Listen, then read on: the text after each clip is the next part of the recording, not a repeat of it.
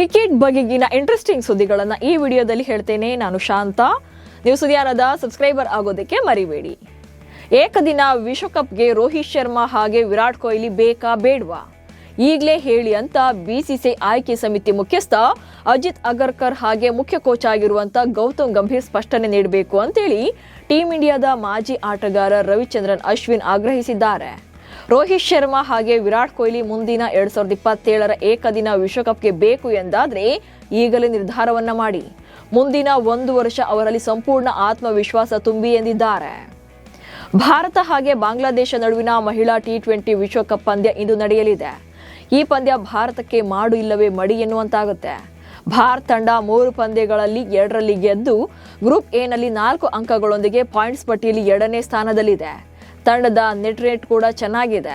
ಹೀಗಾಗಿ semifinal ರೇಸ್ನಲ್ಲಿ team India ಜೀವಂತವಾಗಿರಬೇಕು ಅಂದ್ರೆ ಉಳಿದಿರುವ ಲೀಗ್ ಹಂತದ 2 ಪಂದ್ಯಗಳನ್ನ ಗೆಲ್ಲಬೇಕಿದೆ. ಭಾರತ ತಂಡ ಮೊದಲ ವಿಶ್ವಕಪ್ ಟ್ರೋಫಿಯನ್ನು ಎತ್ತಿ ಹಿಡಿದು ಇಂದಿಗೆ 43ನೇ ವರ್ಷ.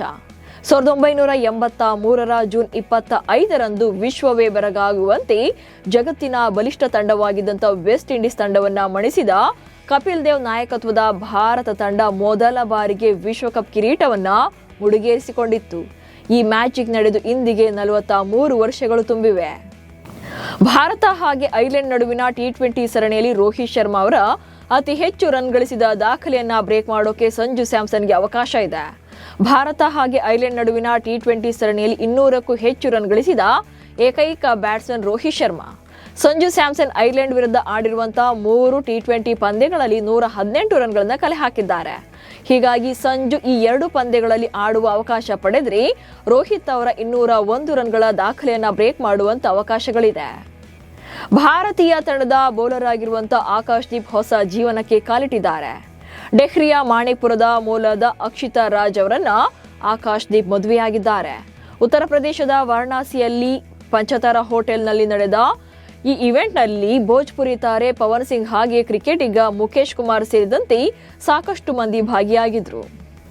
ವೈಭವ್ ಸೂರ್ಯವಂಶಿ ಕ್ರಿಕೆಟ್ ಲೋಕದಲ್ಲಿ ಸಂಚಲನ ಮೂಡಿಸ್ತಾ ಇರುವಾಗ ಅವರ ಕಿರಿಯ ಸಹೋದರ ಆಶೀರ್ವಾದ್ ಸೂರ್ಯವಂಶಿ ಕೂಡ ಮಿಂಚುತ್ತಾ ಇದ್ದಾರೆ. ಸ್ಥಳೀಯ ತಂಡಕ್ಕಾಗಿ ಆಡ್ತಾ ಇರುವಂತ ಆಶೀರ್ವಾದ್ 119 ಎಸೆತಗಳಲ್ಲಿ 168 ರನ್ಗಳನ್ನ ಕಲೆ ಹಾಕಿದ್ದಾರೆ.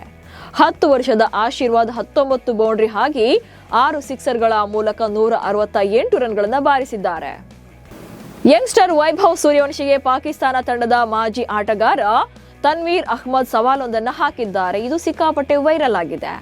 ಇಂಗ್ಲೆಂಡ್ನಲ್ಲಿ ವೈಭವ್ ಸೂರ್ಯವಂಶಿ 1 ಶತಕ ಬಾರಿಸಲಿ ನೋಡೋಣ, ಆತ ಸೆಂಚುರಿ ಸಿಡಿಸಿದ್ರೆ ನಾನು ಲಾಹೋರ್ನ ಬೀದಿಯಲ್ಲಿ ಬೆತ್ತಲಾಗಿ ಓಡಾಡುವೆ ಅಂತ ಘೋಷಣೆ ಮಾಡಿದ್ದಾರೆ.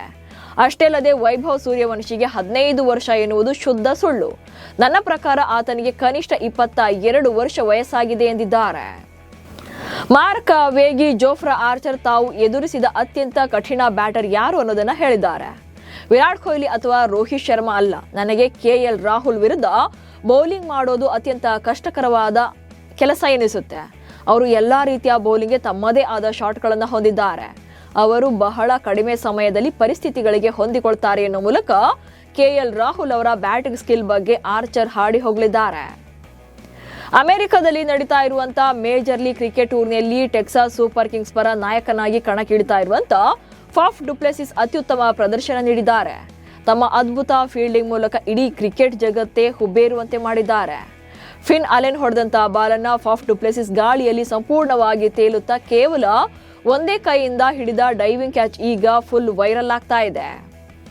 ನ್ಯೂಜಿಲೆಂಡ್ ವಿರುದ್ಧದ 2ನೇ ಟೆಸ್ಟ್ ಪಂದ್ಯದಿಂದ ಹೊರಬಿದ್ದಿದ್ದ ಇಂಗ್ಲೆಂಡ್ ತಂಡದ ನಾಯಕ ಬೆನ್ ಸ್ಟೋಕ್ಸ್ ಇದೀಗ ಮತ್ತೆ ತಂಡಕ್ಕೆ ಕಮ್ಬ್ಯಾಕ್ ಮಾಡಿದ್ದಾರೆ. ಜೂನ್ 8ರಂದು ಇಂಗ್ಲೆಂಡ್ ಹಾಗೆ ನ್ಯೂಜಿಲೆಂಡ್ ನಡುವಿನ ಮೊದಲ ಟೆಸ್ಟ್ ಮುಗಿದ ಬಳಿಕ ಬೆನ್ ಸ್ಟೋಕ್ಸ್ ಹಾಗೆ ಬೌಲರ್ ಗಸ್ ಅಟ್ಕಿನ್ಸನ್ ಲಂಡನ್ನ ನೈಟ್ ಕ್ಲಬ್ಗೆ ಭೇಟಿ ನೀಡಿದ್ರು. ಸೊ ಇಲ್ಲಿ ಗಲಾಟೆಯಾಗಿ ಈ ಕಾರಣದಿಂದಾಗಿ 2ನೇ ಪಂದ್ಯದಿಂದ ಅವರನ್ನ ಹೊರಗಿಡಲಾಗಿತ್ತು. ಈಗ ಮತ್ತೆ ತಂಡಕ್ಕೆ ವಾಪಸ್ ಆಗಿದ್ದು ಸ್ಟೋಕ್ಸ್ ತಂಡದ ಸದಸ್ಯರಲ್ಲಿ ಕ್ಷಮೆ ಕೇಳಿದ್ದಾರೆ.